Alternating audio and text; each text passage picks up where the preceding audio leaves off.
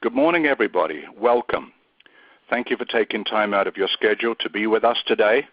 If you do have any questions, please feel free to put those in the chat box. My colleague, Dr. Charles Shinover, will be answering those questions as well as providing them to me as we go along. And I want to thank you for taking interest in this test. And I'll give you a little background that I was a child psychologist for a long time. I was working initially in schools and then at a rehab hospital and a psychiatric facility before I became a faculty member at Northeastern and then University of Massachusetts in Boston, where I used to teach school psychology students. After I left UMass, I went to work for Pearson, and in those days we were called the Psychological Corporation. So I've been at Pearson now for some time, as has my colleague Dr. Charles Shinover, who, like myself, is a licensed child psychologist, and the two of us have had a private practice, separate parts of the country, where we've seen children with attention problems. And hopefully this is one tool that you'll learn more about today that may be of real interest to you. So this is what we're going to do. I'm going to review with you the test of everyday attention for children.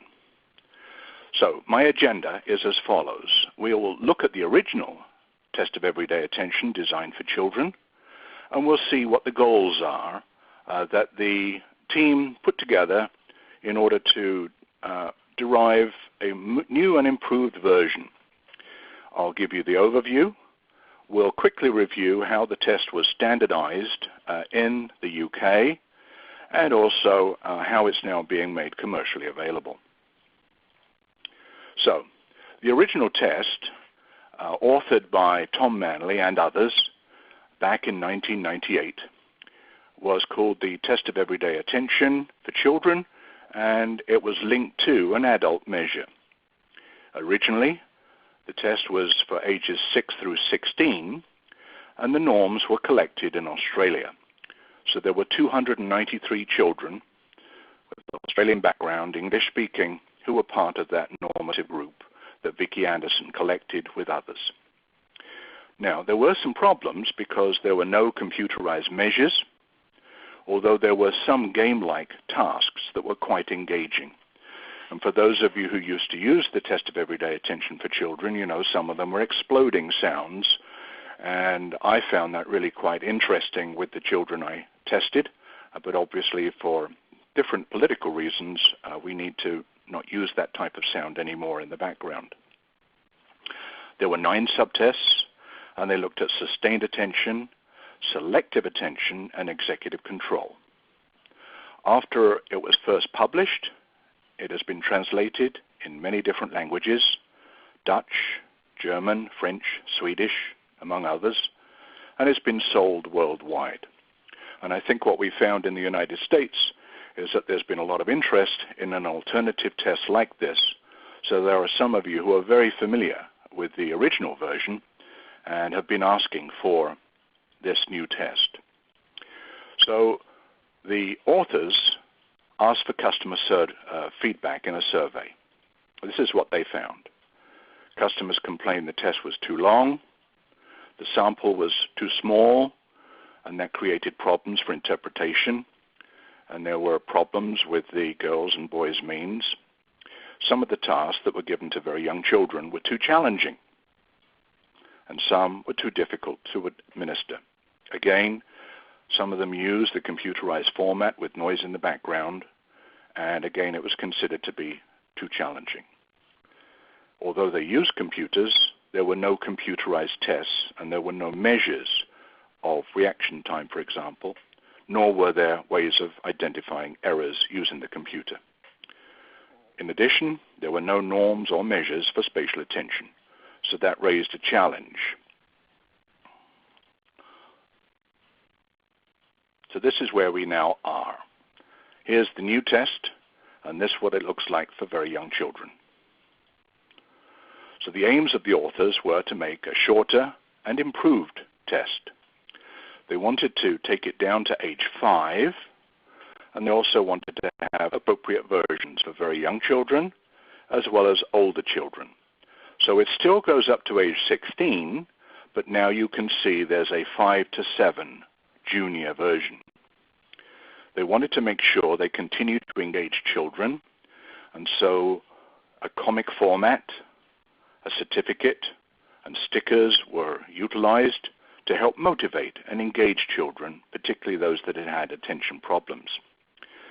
The popular pen and paper format was utilized where possible, but the authors decided it was important to move over some of the more difficult and challenging tests to computer administration. Now, using the computer, we could allow for a more sophisticated type of scoring. And, needless to say, a more appropriate, normative, larger sample was needed.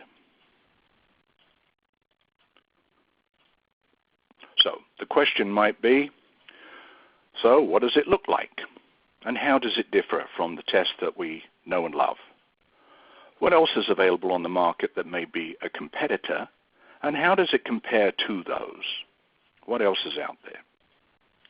So this is what the adolescent version comic or answer sheet looks like. It's really quite jazzy and colorful, probably the most colorful tool that Pearson has. I want to let you know that the admin manual is now on the right-hand side, and there are two separate comics or response booklets for children. So that's what it looks like now. It's colorful, it's more game-like and engaging. And there are two versions. Just to reiterate, there is one that's called the J or junior version for 5 to 7-year-olds, and it has 7 different subtests. It's going to take about 35 minutes. For adolescents, for age 8 through 16, there's the A version.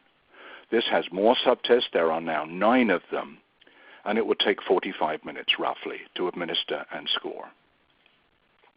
Now, I'm going to ask you a question. How do you measure attention? What do you currently use? I wrote a journal article about this some time ago now, where I addressed that issue with school psychologists, clinical and pediatric psychologists, and as I go around the country talking to school psychologists, I ask them, what do you use to assess attention? And what different aspects of attention are you looking at? And one reason why I asked that question is I was in a team meeting one time when the person said, well, I gave the Wechsler scale for children, I did the digit span test, and using the digits forward, this person got a score of 10, so they don't have an attention problem. They can't possibly have an attention deficit disorder. And I thought that was amazing, thinking that it's coming out of the mouth of a professional working in a school system.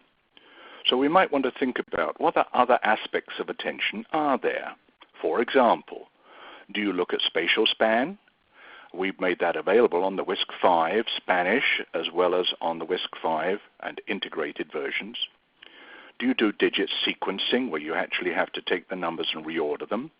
And do you do digits in reverse? Because that's now required on the WISC-5, and at least that'll give you a broader assessment of attention. But I'm going to ask you a question, and that is, are there areas of attention that you're currently not evaluating?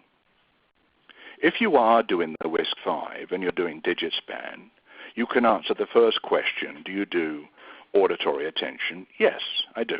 I'm simply asking the child to repeat some numbers. But what about visual attention? What about spatial attention? Because what we need to pay attention to is that there may be other aspects of attention that perhaps we're overlooking. Are we trying to determine if a child pays attention to location? And what about sustained attention and divided attention? Neuropsychologists are quite aware of the idea that there are different aspects of attention, such as sustained and divided attention, that may be necessary to focus on. So let's review that for a second. What is selective attention? Can the child pay attention to what's important? Can they focus on what is important around them? I had a 16, almost 17-year-old young man in my office, and I said to him, the problem you're having is paying attention to what's important. And he said, what do you mean? I said, well, for example, it wouldn't surprise me if when you're starting to drive, somebody says something and you turn around and argue with them. And he said, how did you know that? I said, well, I don't. I'm just guessing that when you're having problems selecting what's appropriate to pay attention to, perhaps the telephone will ring, perhaps someone's sending you a text message, but when you're driving, you need to be paying attention to the road ahead. And he said, my mother must have told you that I rear-ended a car, right? I said, no, but that doesn't surprise me. If you're not paying attention to what's most important, you could easily hit something that you weren't intending to. So selective attention's one aspect. Is the child focusing on what's important? Secondly, are they keeping their mind on the task at hand over a long period of time? Are they sustaining attention? Are they remaining vigilant and focused over time? Because you're not going to get a measure of that on digit span, forwards or backwards. And this is a task that's very important, particularly for such things as air traffic control. I can tell you that many years ago when I worked for British Airways at Heathrow Airport, I was in the flight aircraft library. I was just a young man at the time, and we were working closely with flight ops and air traffic control. Are the people focused on the aircraft around? Are they focused on what may be coming into the aircraft and what may be departing very soon? Are they keeping their mind on the job? Sustained attention, very important. And when you think about school, clearly a person needs to be sustaining attention when they're reading or when they're doing math or when they're writing. And so keeping your mind on what you're doing is an important aspect of attention, and we call that vigilance.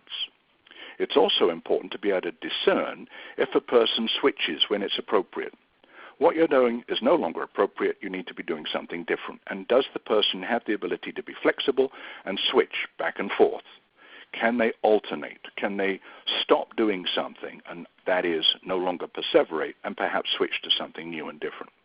So you might ask the question, why would they be important?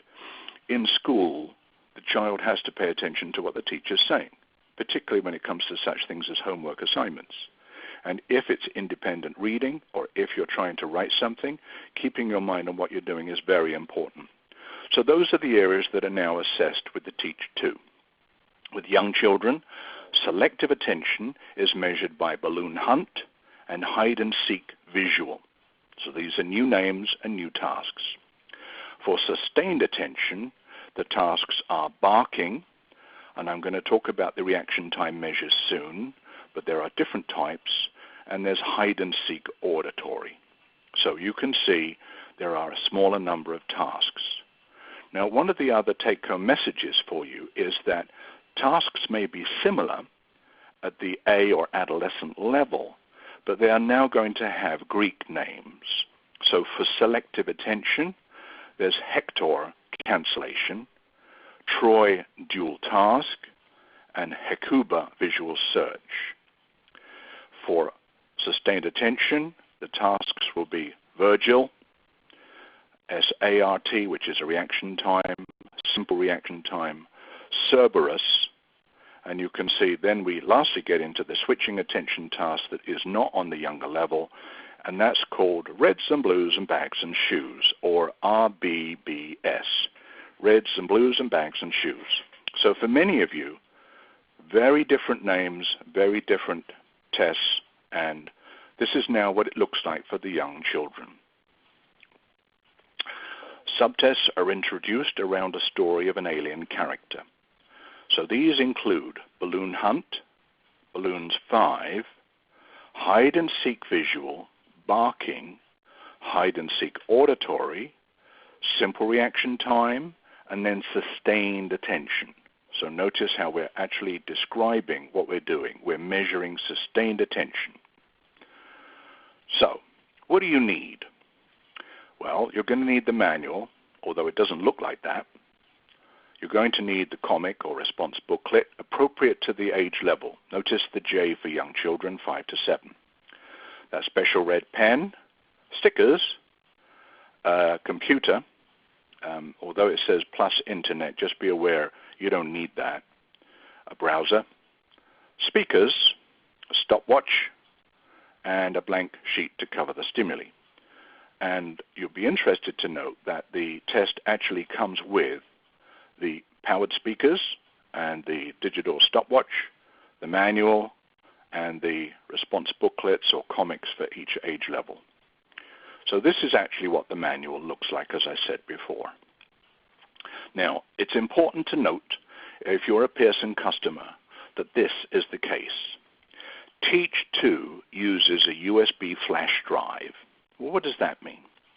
The first thing to note is that TEA-Ch2 is not available on Q Interactive. So if you are used to doing the iPad version for administration and scoring, TEA-Ch2 is not available on that.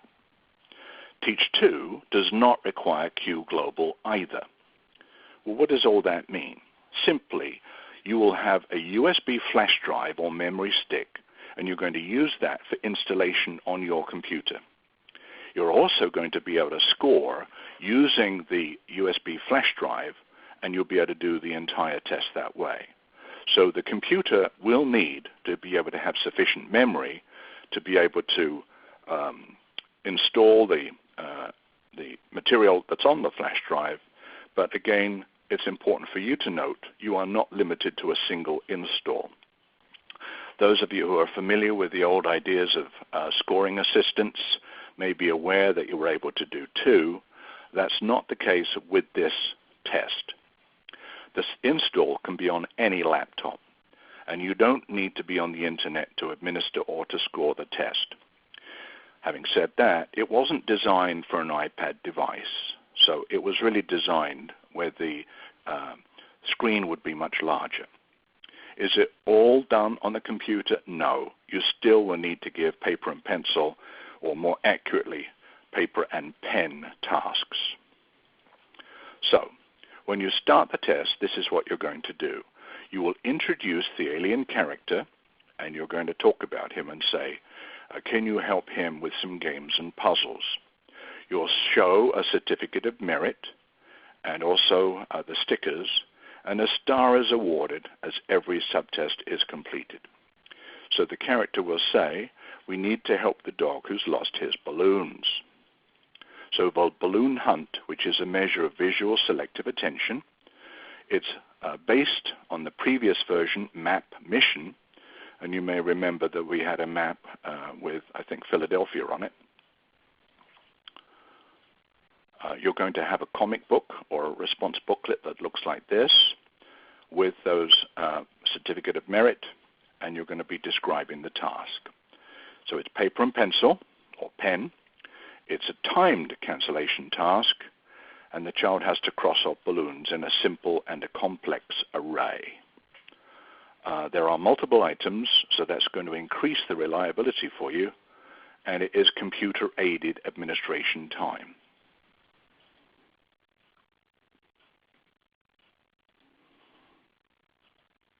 So this is now what it's going to look like.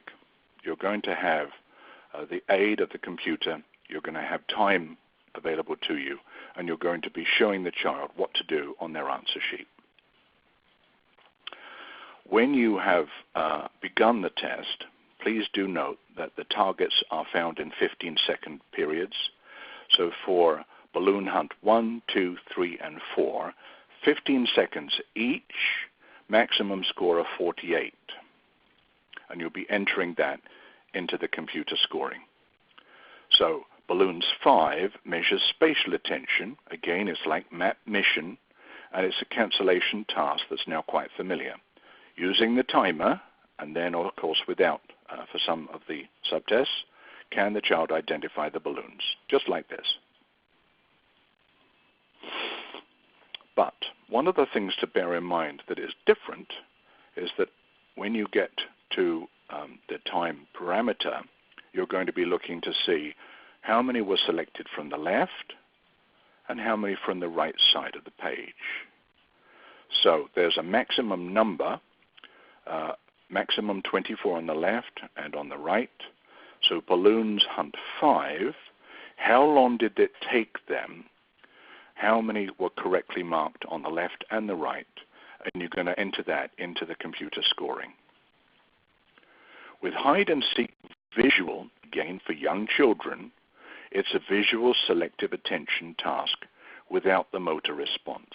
So this is a little bit like Sky Search, if you can remember that from the original version. the examinee is asked to examine panels and indicate whether the target is present or not. So does the child have the ability to focus on a visual target when there are distractors? And is going to measure the speed of the examinee's responses. So it is encouraged that you would practice and do the 2 test pages for the subtest, and then timing will be provided by the computer for you. So this is then what the stimulus material will look like. Quite challenging. Hide and seek visual will provide the number of correct, incorrect, and total. And as you can see, there are 20 items for hide and seek 1 and hide and seek 2, and then you're going to get a total correct score. For barking, what you're going to see now is instead of explosive sounds, it's going to be a dog barking. So this is again like the teach score task that some of you will be familiar with, and now it's computerized. So it's a measure of an ability to maintain attention on a slow, dull task. We know that when we're testing the ability to sustain attention, children will sometimes say that it's boring and they get frustrated by it. So this is an example of a task that even though we think it may be more engaging and fun and game-like, it still may be a frustration and challenge for children that have attention problems. It provides practice for other counting tasks, and the child is asked to count the number of barks that they hear on an audio track. So similar to the one that was on the previous teach, instead of explosive sounds that you now have to count, it's going to be the dog barking. And the examiner will enter whatever the child says to you onto the computer, and the scoring is then automatically done. With hide and seek auditory, this is a new measure. It is computerized, and it looks at selective attention. Hide and seek auditory is an auditory target detection task in which the examinee is asked to listen to short sound clips and press the spacebar as quickly as possible if barking occurs too. So there are distractor sounds, but their instructions are ignore those.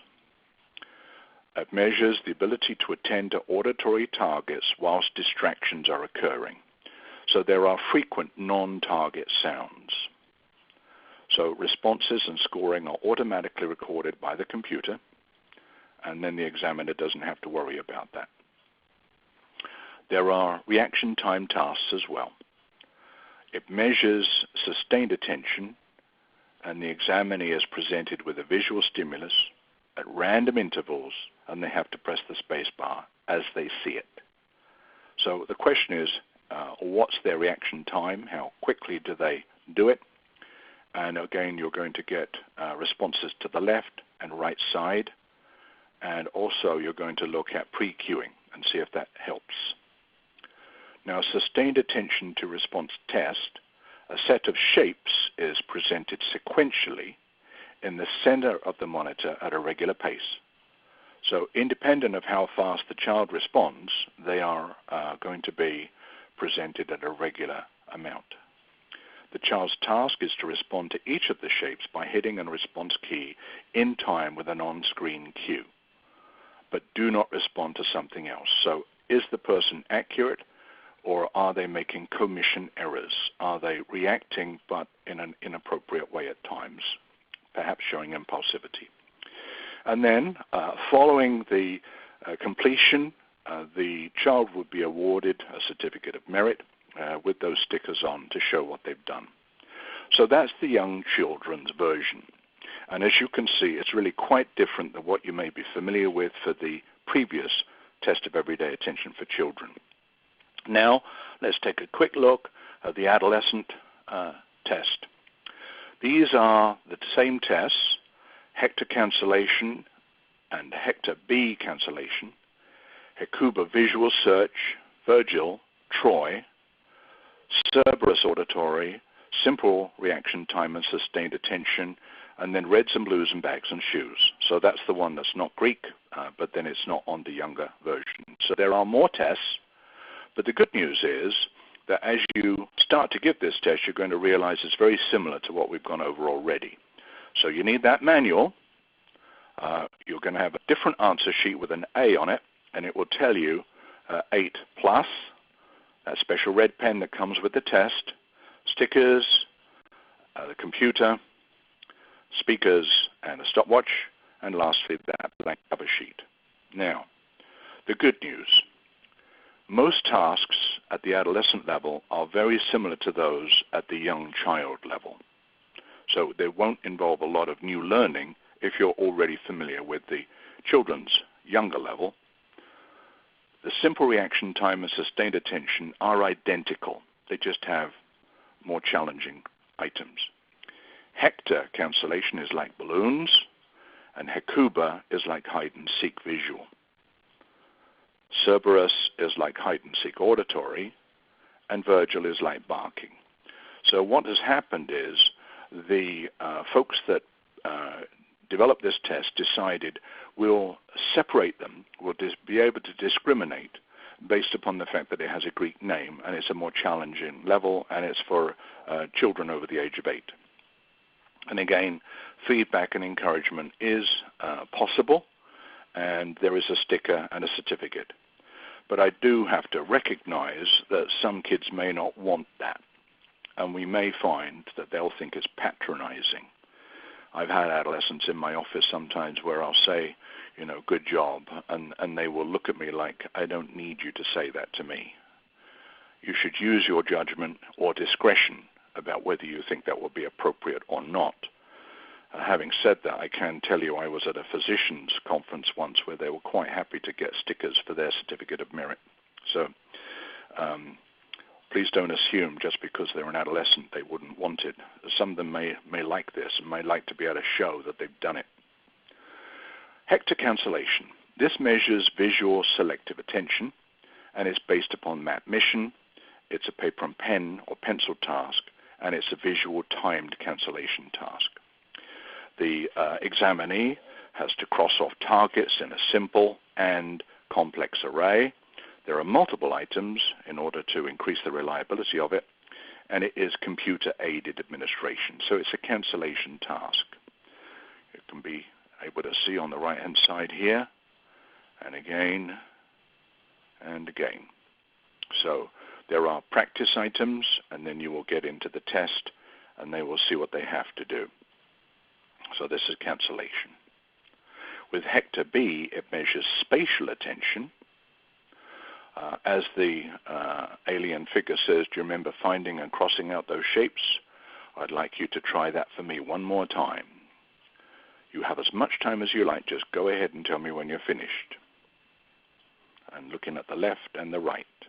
So the targets are now familiar, and there's no time limit. You are timing how long it takes. And again, we're looking at left and right.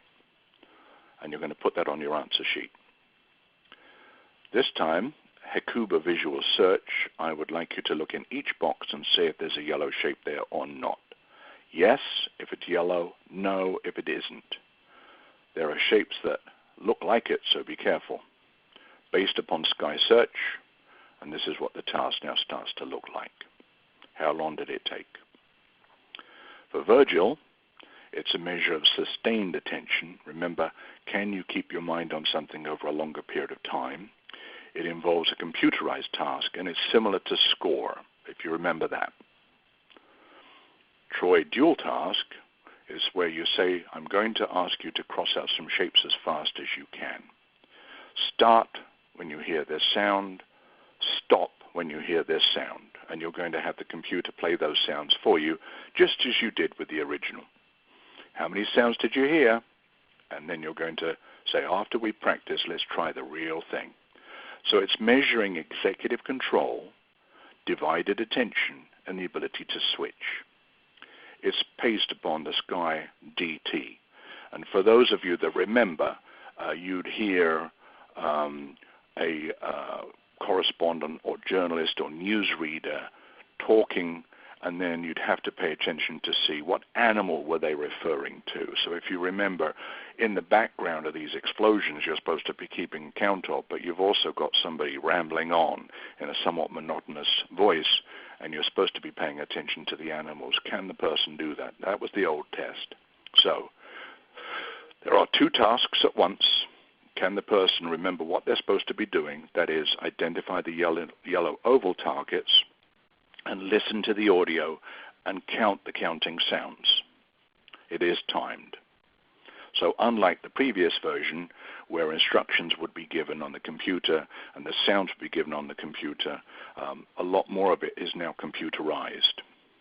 And with dual task, you're going to turn the page towards the examinee with the mountains at the base. You're going to do the first test item, playing trial 1. Repeat for the next 3 pages using one of the next 3 audio tracks. Do not give feedback. And record whether the examinee started on the left or the right. And you're going to be counting the responses and recording those. For Cerberus, auditory, it's measuring auditory selective attention, which is a new measure. It is computerized. For Cerberus, there's an auditory target, and the person has to detect which the examiner is asked to listen to. They have to press the spacebar as quickly as possible if barking occurs. There are distractor sounds, so they have to inhibit when there are distractors that they have to ignore. Provide a measure of an examinee's ability to attend to what's important, that is, the auditory targets, whilst being distracted by frequent non-target sounds. With simple reaction and sustained attention reaction or response tasks, it's identical to what we've reviewed before for the younger children, and it measures the ability to react. With reds and blues and bags and shoes, the child now has to switch.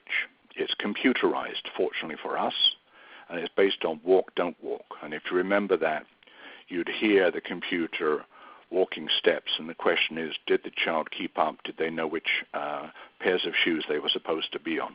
Similar to that. So you can see on the right, down here, it's requiring the person to show some mental flexibility. And if the person's switching between 2 relatively simple tasks, can they do it? They're asked to practice. You have to sort 4 stimuli according to color, spelt differently, and there's red on one side and blue on the other, and whether they are held in the hand or worn on the foot. So bags and shoes, as you can see, may be different tasks that the person has to attend to. Following the practice and test sessions, they have to complete 2 switching versions. The screen indicates which of them is the rule that they have to adhere to.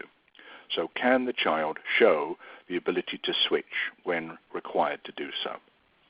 Reaction time and accuracy is what's going to be measured. So as you can see, reds and blues and bags and shoes are really asking the person to switch back and forth between stimuli. Now, that's the test, folks. And you might say, well, how was it standardized then? The UK sample had 394 children for the age group 5 through 8, and there were 621 now in the 8 through 16 age range. So it's closer to 1,000 children than the original Australian group. So that's the UK sample, and I would like to point out that there were some additional clinical samples. There were, I think, 139 children in Australia that were selected for an ADHD group. And then there were smaller groups of children in those clinical samples, again collected in Australia. So the sample size is much larger.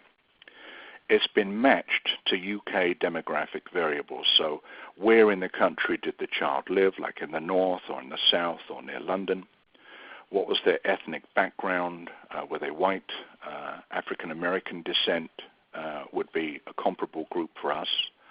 And then an Asian group or a mixed group. So just bear in mind that you would be able to see some comparative ethnic populations, and then also family education. what was the socioeconomic status of the families.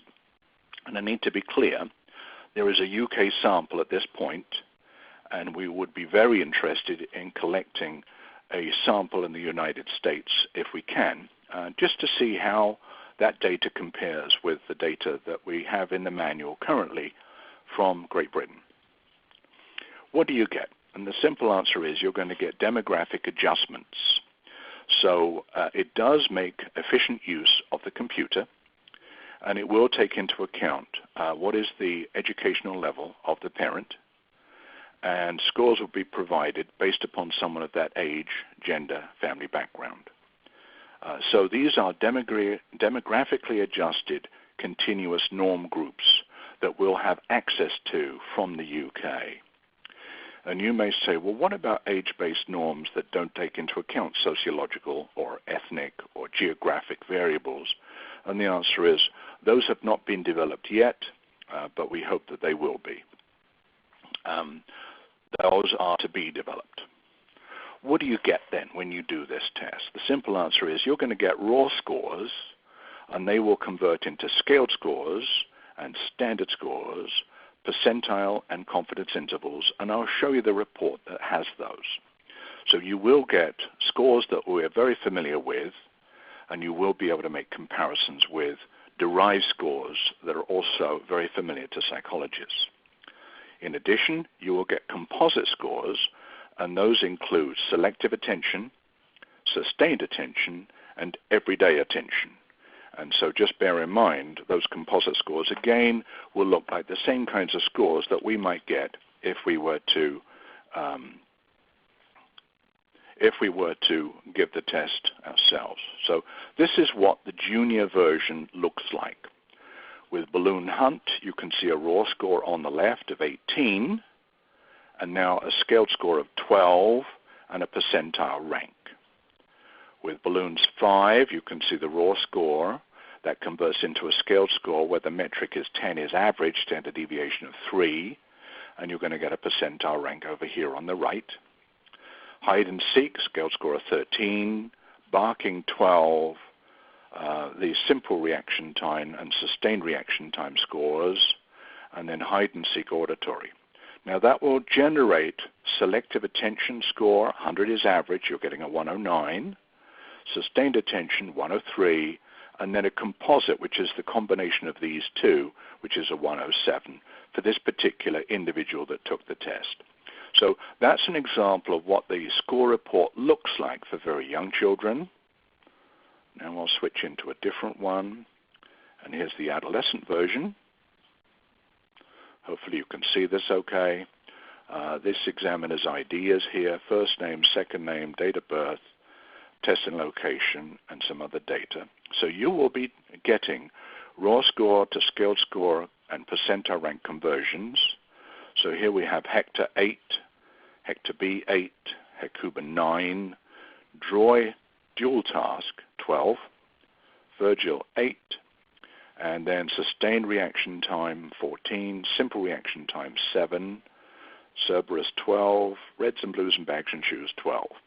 So we're not seeing major, let's say, attentional problems, although that score of 7 might be significantly weaker compared to the others. Then we look at the composite scores, 95, 102, 100. They're very close to the average range, and you can see the percentile rank. So what you can easily see is there's no interpretive report, nor are there notes or warnings on the right-hand side here that would make you question whether that's reliable and accurate. But that's what you're going to get in terms of a report for the child. I'll go back to the PowerPoint for a second, and then I'll show you something else. So you will get this data. Now, I want to make the point that when you first get this test kit, since it's coming from the UK, when we eventually have them in the US, it will have the ability to compute demographic adjustments. And I do have a way in which you can take UK educational qualifications and find something equivalent. Now, as Emma Lissett said, there's no straightforward, clear one-to-one association. Clearly, if you've got a bachelor's degree, that's going to be comparable to a bachelor's degree or undergraduate in the UK. But there are some others that may be more puzzling to you, and I'm going to show you how you can make sense of that in a second. So, just a quick review. What you're going to see is that when we look at the TEA-Ch subtests, these are going to look very familiar to you. They include SkySearch, it includes SkySearch DT, map mission, score, DT, walk, don't walk codes, creature counting, and opposite worlds. So what do we have now? Well, we have some that have new names, like SkySearch is now Balloon Hunt, and for adolescents is Hector Cancellation. But as you can see, some, like creature counting and opposite worlds, we no longer have those. Those are not applicable. We don't have an equivalent. We do have reds and blues and bags on shoes for switching. And honestly, I used to like creature counting, and the kids that I tested liked that too, but I'm going to see how this works. With code transmission, we have something comparable, hide and seek, and Cerberus. With the walk, don't walk, we have the simple reaction time tasks for both the child and adolescent level. So we have a lot of the same features that you may be familiar with. And SkySearch DT now is just Troy dual task. So please note, there are fewer for the younger children. There are different names for tasks that might be familiar to you. And there are, again, different names for the adolescent version. And just know that some of the ones that you used to use, such as code transmission, may now have a very different format. So the authors have really tried hard to create some new tasks. They are different than the predecessor, and we have taken into account comments and concerns that examiners have made. So, now, as psychologists, you want to know, is it reliable? Is it consistent, and is there stability over time? And there are some tasks that have many items and some that have fewer. So when you start looking at the reliability, just bear in mind, if you're looking at internal consistency estimates, and actually they're quite good, around 0.9, 0.82, 0.79, 0.83, remember also that in some cases you need to really have a Spearman-Brown correction formula because they are not really that long. So when there's a limited number of items, we have tried to increase the number to ensure there's reliability. But with any test that you split into two and you're measuring is there internal consistency, you may find that when there's only a few items, the reliability is not as good. But the next issue is, what about stability over time? And you can see that the interval was between 5 and 60 days, and they had 105 for the younger children, 109 in the older children.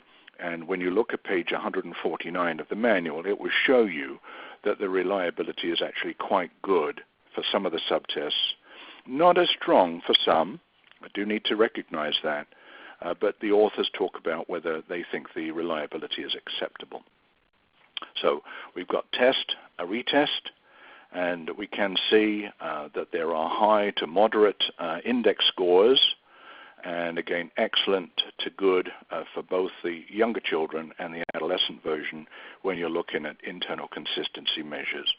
But it is important to recognize when you have a hypothetical construct of attention, you're going to see that there's variability in what the attention tasks measure. But the authors did do some statistical analysis looking to see what's the best model for the best fit. And they do think the the model with the three components is the best overall determination.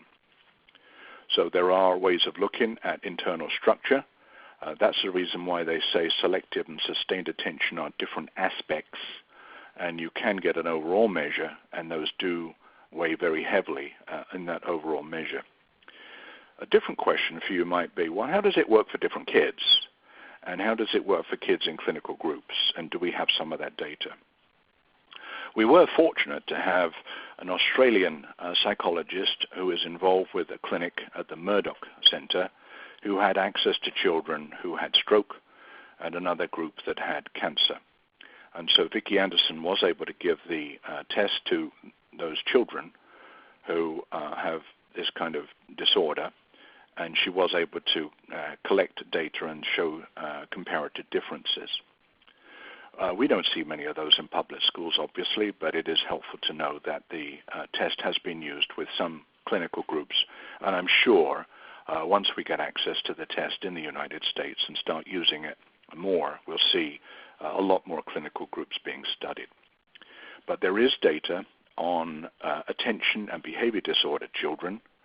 These are kids who are diagnosed with what we might refer to as an attention deficit disorder, and that was a medical and clinical diagnosis, and they were given the test, and we can see some significant differences in their performance, as you would expect. So it is doing what we thought. Furthermore, there are correlations with the WISC and also with a questionnaire that's popular in Britain called the Strengths and Difficulties Questionnaire. So the WISC data is the UK WISC, and this is what it looks like. I just took a photo of the page so you can see here are the means and standard deviations for the different subtests that are so familiar to us, and we can see how do they look compared to the TEA-Ch data. So that's on one of the pages in the manual. Commercialization. Just know that there is competition out there, and some of you probably are using some of those now. And the question might be, what else is commercially available, and what does it look like compared to some of those? But I think what I'd like to do is ask my colleague Charles if there are any questions before I move away from the test itself, in case there's a need for me to refer back to any of these pages I've reviewed. Charles, are you there? He may be on mute.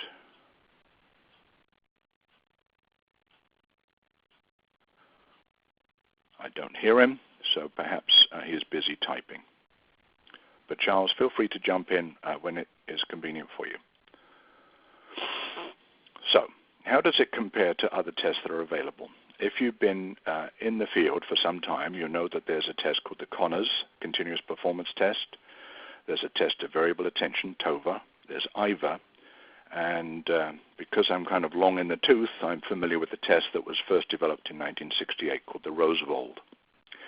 So those are outside Pearson.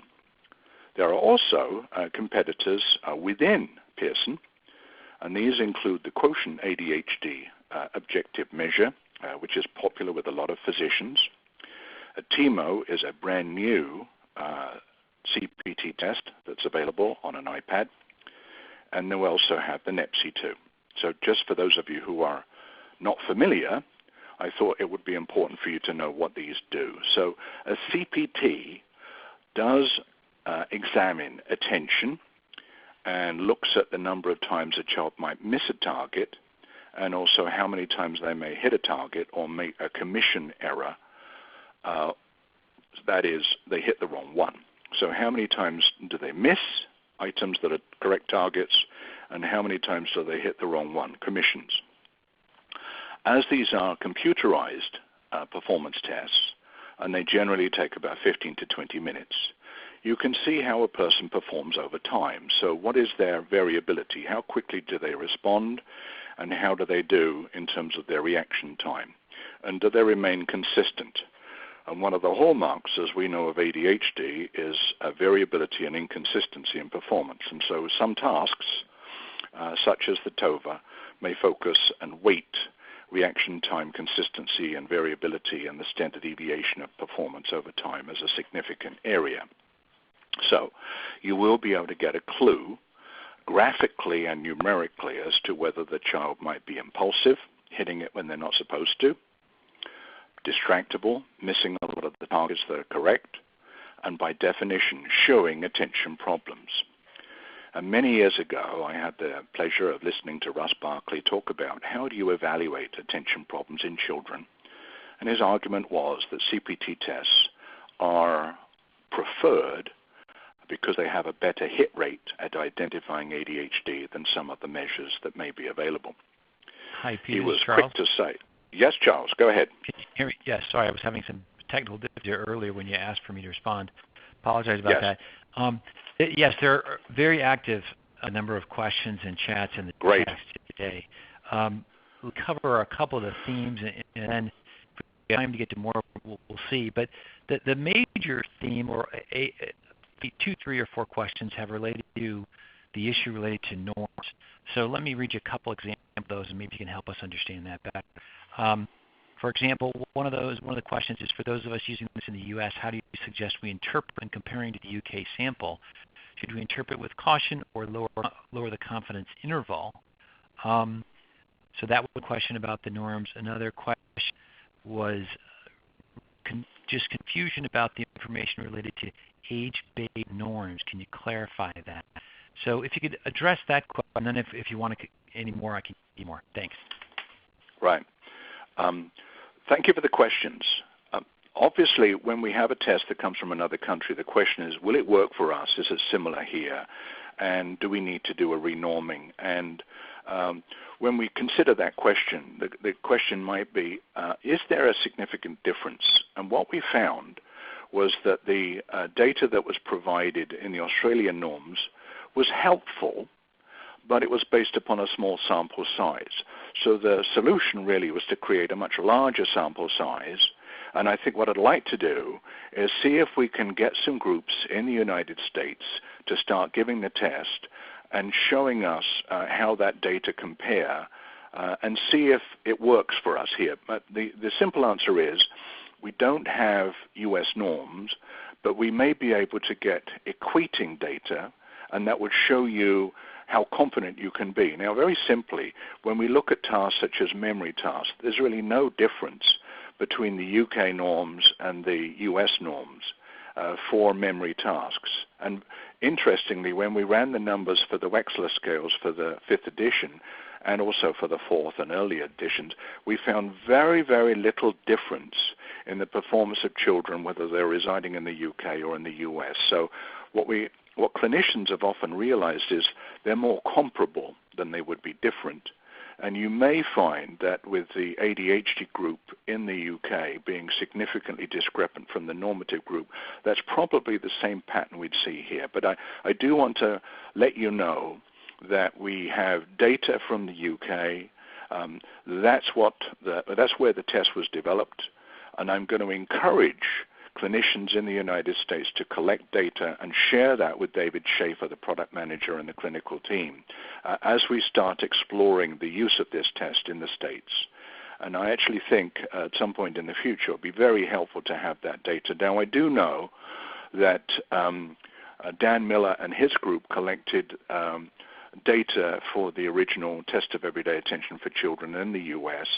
And what I'd like to do is see if we can't have a large enough group of clinicians collecting data, and then we'll be able to pull that and aggregate it and see how it looks in the US and see how comparable it is to the UK data. So that's still a work in progress. Now, to answer the other question, when you first do the test, it's going to say what's the parent's educational level. And what I'd like to do is I'll get out of this slide now and I'll show you the UK qualifications, and I will show you also the ways in which we can make comparisons to the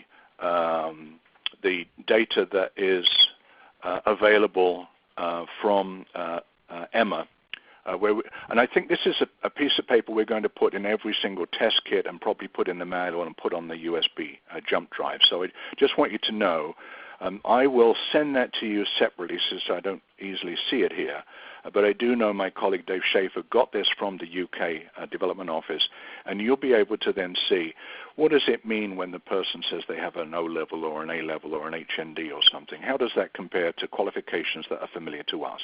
And based upon that educational background, you can then derive scores from this test and show comparisons to individuals of a certain socioeconomic status, as well as based upon the person's age and some other sociological variables.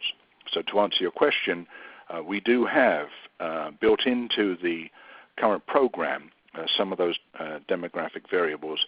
But if you're saying, well, I really need to have the scores, as you can see in the junior or the adolescent sample report here, this is what I'm looking for.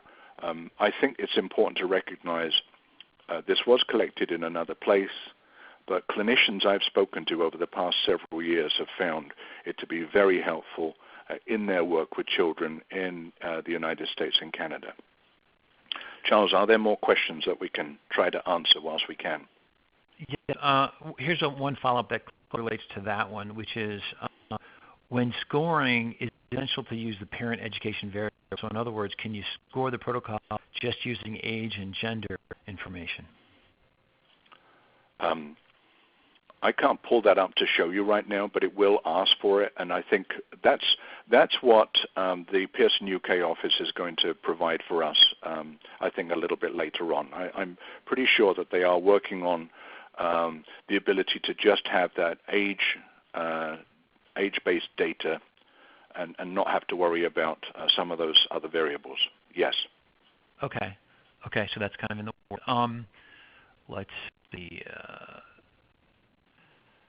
There were some specific questions about the USB, and so one issue is that yes, they work on the Mac as well as a PC, but the other questions had to do with once you have the USB, if you load the program, do you have to keep the USB there to use it in school? No, and no. Once you've installed it, you can take it out of the laptop and you can install it somewhere else. So once it's on the computer, you have it. Okay.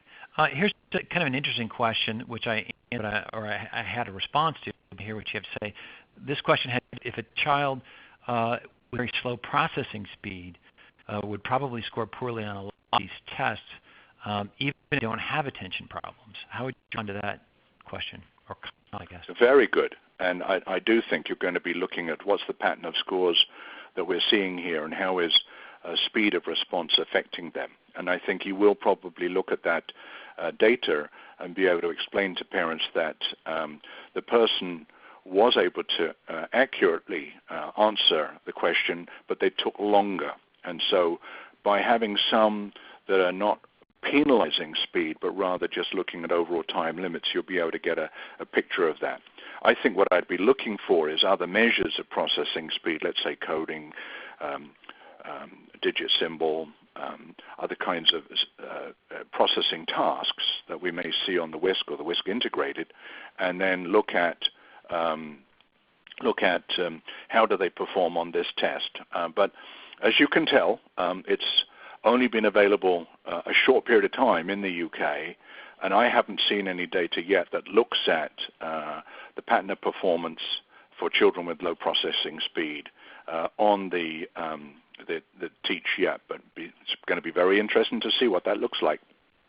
Okay. A couple of questions. One is there a French-Canadian standardization and version of the test coming? And another question is, are there an unlimited number of installs? The answer is there aren't really a limited number of installs, but you will not have the so-called comics or response booklets. And so unlike Q Global or Q Interactive that may, or even the old scoring assistants that may charge you for a score or may require you to flip a page and then charge you for that to administer it, what we're saying instead is it comes with the test kit. It can be installed on more than one device, and that's not a problem. However, you won't have all of the material you need. So there's only one manual, and there's only a small number of comics or response booklets. And so what's going to happen is you'll need to order more of those response booklets in order to be able to administer the test and get scoreable data. But unlike some of the other Pearson products, no, you're not strictly limited. You can install more than once, and the restriction really is how many of the comics do you need and how many children you're going to be evaluating, because you're going to need to have enough of those comics or response booklets for them. Okay. And then a question about French-Canadian standardization or something. Oh yeah, I'm sorry. I should have said something. You know, when I went to Canada in Toronto, I had French-speaking Canadians administer the TEA-Ch to me in French. It was very interesting. So the answer is I don't know. What I do know is that if the test really takes off in the U.S., the Canadian office will want their own, just as they did the Whipsy and the Whisk. We can ask our Canadian colleagues, are they planning to do a translation of the test there? I know there was a previous version. I also know that there may be one coming in France.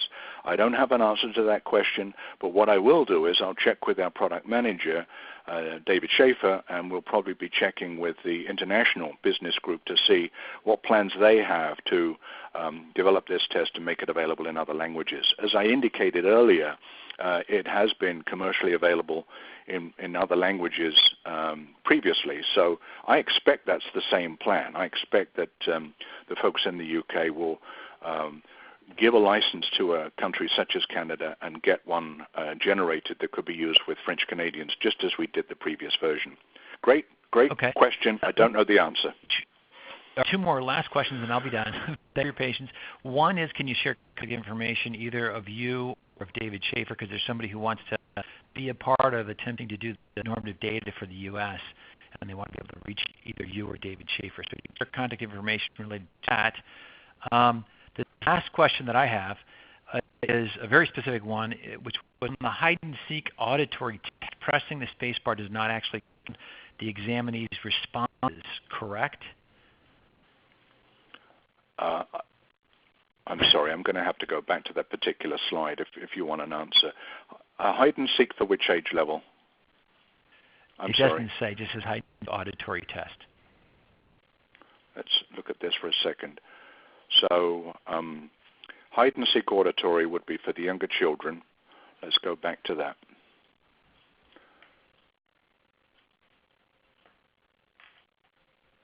Sorry for taking time, but that's okay. And if I need to find it for you. Hide-and-seek auditory.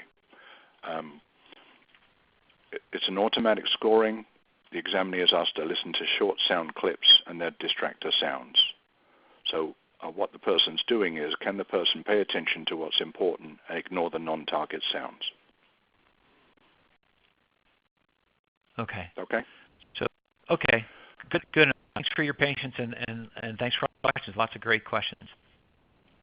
And I want to thank all of you for paying attention and also for your interest in the test.